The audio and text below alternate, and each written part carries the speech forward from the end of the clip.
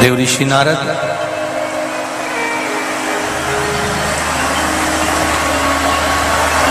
छह सूत्रों का वर्णन कर रहा है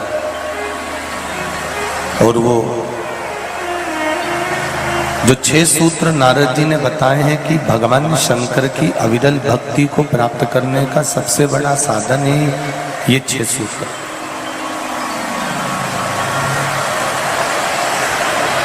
भगवान शिव को प्राप्त करने का मूल अगर कोई साधन बताया है तो ये छह सूत्रों में बता दिया, ये छह सूत्रों में वर्णित कर दिया गया। पहला वर्णन करा सिर पर त्रिपुंड, भगवान शंकर के मस्तक पर सिर पर त्रिपुंड लगा लेना।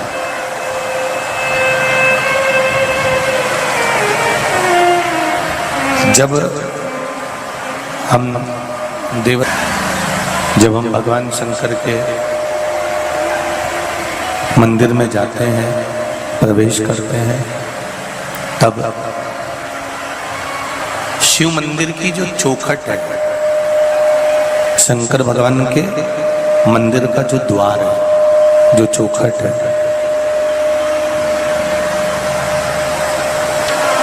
उस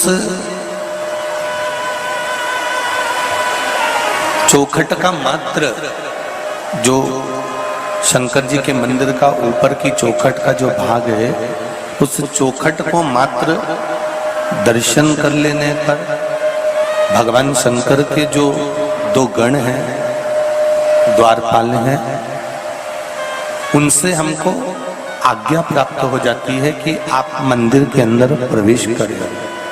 आप मंदिर के अंदर गए,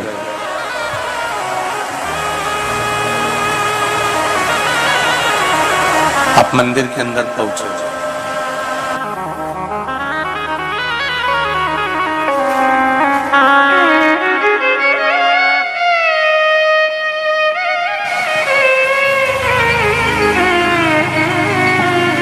ये जो आज्ञा प्राप्त होती है कि मंदिर के अंदर आप प्रवेश कर गए हो, मंदिर के अंदर आप पहुंच गए हो, ये द्वारपाल भगवान शिव से ये कह देते हैं कि ये भक्त इस भाव से मंदिर के अंदर प्रवेश करा। एक बात थोड़ा ध्यान दीजिएगा, अपने जीवन में उतारिएगा, स्मरण करिएगा कि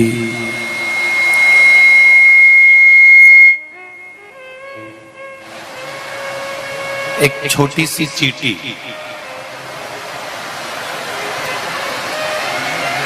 या एक छोटी सी चिड़िया, एक छोटा सा जीव, जलचर हो, थलचर हो, वायुचर हो, कोई छोटे से छोटा जीव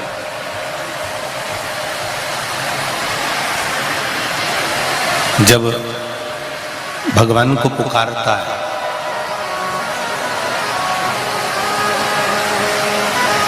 तो क्या भगवान उसकी भाषा को जानते हैं? क्या भगवान उनकी वाणी को पहचानते हैं? शिव महापुराण की कथा कहती है भगवान उनकी भाषा को नहीं जानता, भगवान उनकी वाणी को नहीं जानता, पर इतना जरूर है कि जब वो दिल से, हृदय से भगवान को पुकारता है तो उसके हृदय का जो भाव है, उसके दिल का जो भाव है, उसकी चित्तवृत्ति का जो भाव है, उसके मन का जो भाव है, भगवान उसको समझ लेते हैं। एक मंदिर की चौखट, मंदिर का द्वार, मंदिर का दरवाजा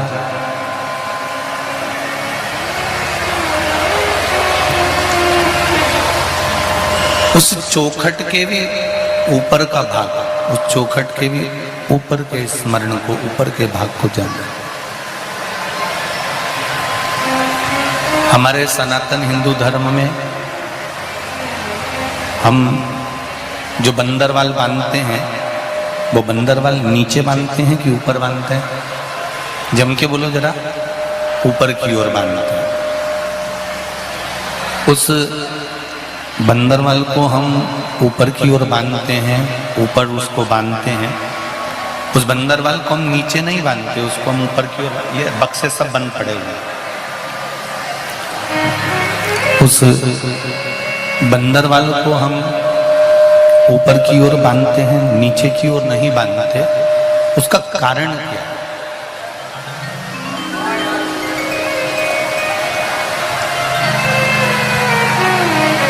किस कारण से? शिव महापुराण की कथा कहती है,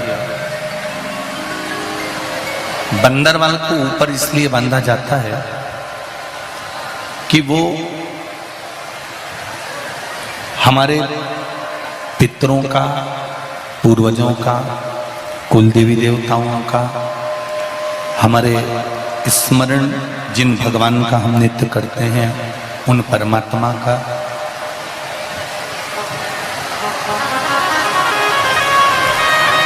भाव उस चौखट पर जो बंदरवाल बांधी जाती है उस पर बना रहता है। जब हम नीचे से निकल कर जाते हैं उस बंदरवाल के नीचे से, तो हमने भले अपने पूर्वजों को, अपने पितरों को, अपने देवताओं को हमने प्रणाम करा कि नहीं करा, पर बंदरवाल बंधे हुए दरवाजे से निकलकर जब हम जाते हैं तो हमारे पूर्वजों का आशीर्वाद हम पर स्वतः ही हो जाता है, हम उसको प्रणाम करें कि ना।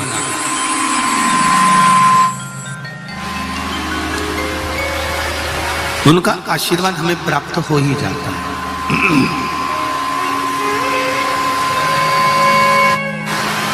देवऋषि नारद 6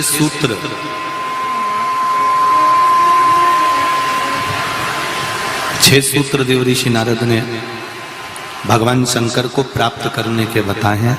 उसमें पहला सूत्र है त्रिपुंड धारण करना, और त्रिपुंड भगवान देवाधिदेव महादेव को लगाकर, भगवान शंकर को समर्पित कर कर उस त्रिपुंड को अपने मस्तक पर धारण कर। सत्यम शिवम, जम के बोलो तीसरा, सुंदर। जब जीवन में सत्य अगर प्राप्त हो जाता है तो शिव अपने आप मिल जाता है, और अगर शिव मिल गया तो जीवन अपने आप सुंदर बन जाता है। उस जीवन को सुंदर बनाने के लिए हमको कहीं जाने की जरूरत नहीं पड़ती।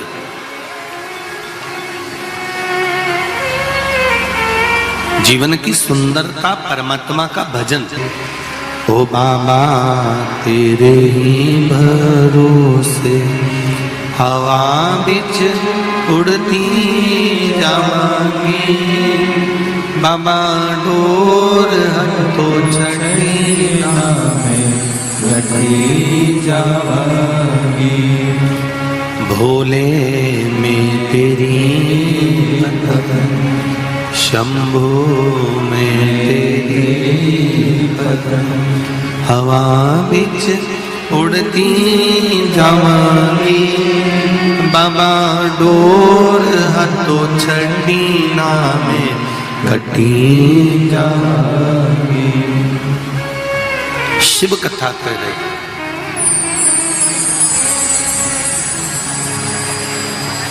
शिव मंदिर में लगाया गया, चाहे भस्म हो, चाहे चंदन हो, हल्दी हो, अबीर हो, गुलाल हो, भगवान शंकर को समर्पित करी गई कोई भी वस्तु हो, उस वस्तु का, उस सामग्री का त्रिपुंड। और हम तो पहले भी कथा में कहे, आज फिर आपसे कहते हैं कि आप रोज प्रतिदिन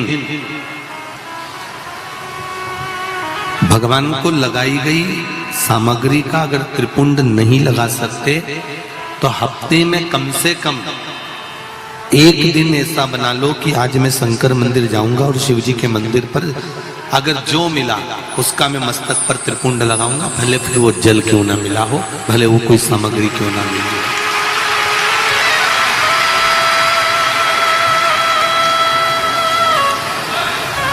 एक त्रिपुंड 6 सूत्र में दूसरा सूत्र बताया गया है भगवान शिव का पंचाक्षर मंत्र।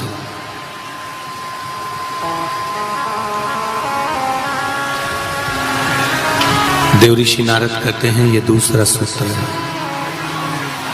इस दूसरे सूत्र में भगवान के पंचाक्षर मंत्र की मूलता कर लो। नमः शिवाय, नमः शिवाय, ये पंचाक्षर मंत्र।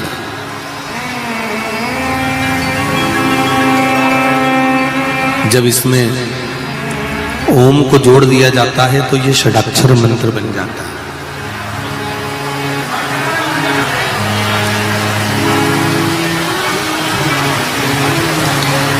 स्त्रियां, नारियां, माताएं जब भी मंत्र का जाप करती है ना, जब भी षडाक्षर मंत्र का जाप करती है तो वो पंचाक्षर से चालू करती है।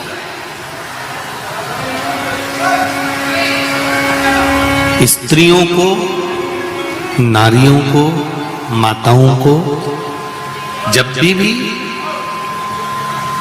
शिव नाम के मंत्र का जाप करना है तो पहले उनको पंचाक्षर से चालू करना पड़ेगा। और अगर पुरुष भगवान शिव के मंत्र का जाप कर रहा है तो उसको षडाक्षर से चालू करना पड़ेगा। समझ लेना जरा अच्छे से एक बार हो, जिससे हमारे से कोई गलती ना हो जीवन में।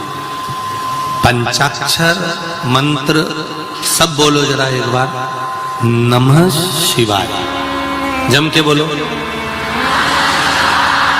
ठीक है।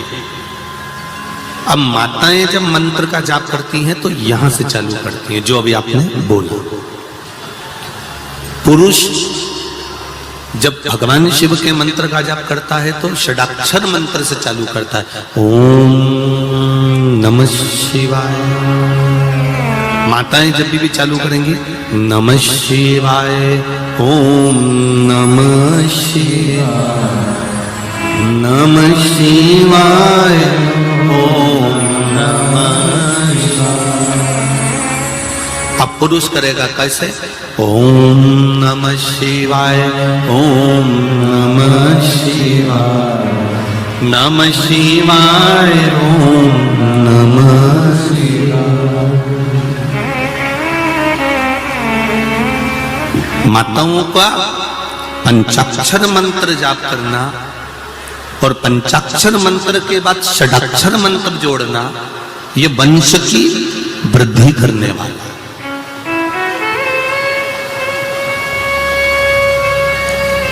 एक और बात अच्छे से समझ लो,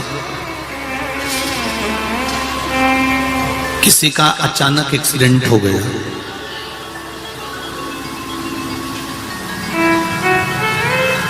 तुम्हें शुद्ध नहीं है,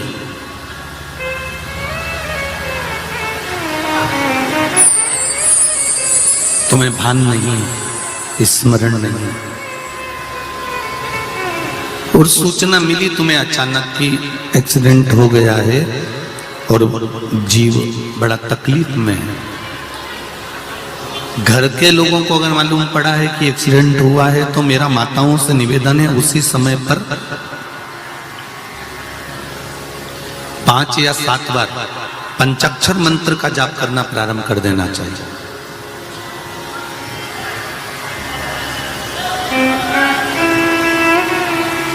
घर के उस चौखट पर जहां अपने पूर्वजों का स्थान है, जहां अपने पितरों का स्थान है, जहां अपने देवताओं का स्थान है, जहां अपने कुल देवी देवता का स्थान है, उस चौखट की ओर स्मरण कर कर शंकर के पंचाक्षर मंत्र का जाप कर लिया।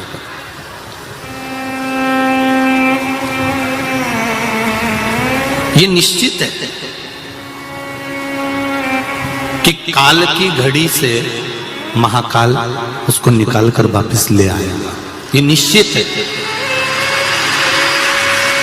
हाँ, जिसकी आ गई उसको तो बचाना, वो कहते हैं ना जन्म मरण और परण, ये तीन तो देवाधिदेव महादेव के पास में है।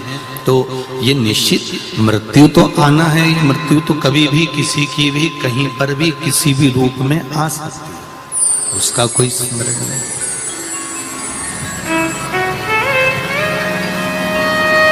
अकाल मृत्यु वो मरे जो काम करे चंडाल का, काल उसका क्या बिगाड़े जो भक्त हो महा।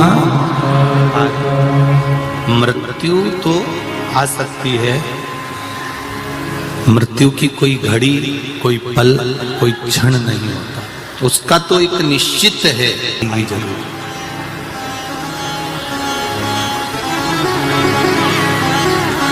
अब कई माताएं जब ये प्रश्न सुनती हैं, प्रसंग सुनती हैं कि स्त्री नारी पंचाक्षर मंत्र का जाप कर लेती है, तो अकाल जो घड़ी होती है, जो पल होता है, जो काल का समय होता है, वो टल जाता है।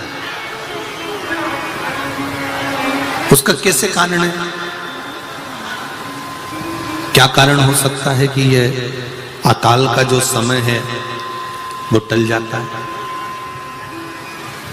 भारत की भूमि पर केवल एक स्त्री, भारत की भूमि पर केवल एक नारी, केवल एक माताएं ऐसी होती हैं जो जिनके भीतर भगवान शंकर का आधा स्वरूप नारी के अंदर विराजमान रहता है। भगवान शिव का आधा स्वरूप स्त्री के अंतर्गत रहता है।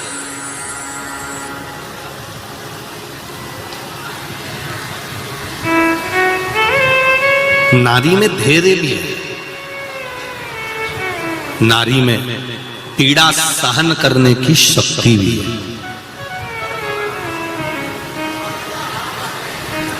जितनी पीड़ा स्त्री को होती है, जितनी पीड़ा नारी को होती है, जितना दुख नारी सहन करती है, जितना कष्ट स्त्री सहन करती है, जितनी पीड़ा एक नारी सहन करती है, संसार का कोई व्यक्ति इतनी पीड़ा सहन नहीं कर सकता जितनी नारी इस पीड़ा को सहन करती है। एक बच्चे को जन्म देती समय मां का दूसरा जन्म हो जाता है। एक बच्चे को जन्म देते समय माता का ये दूसरा जन्म होता है।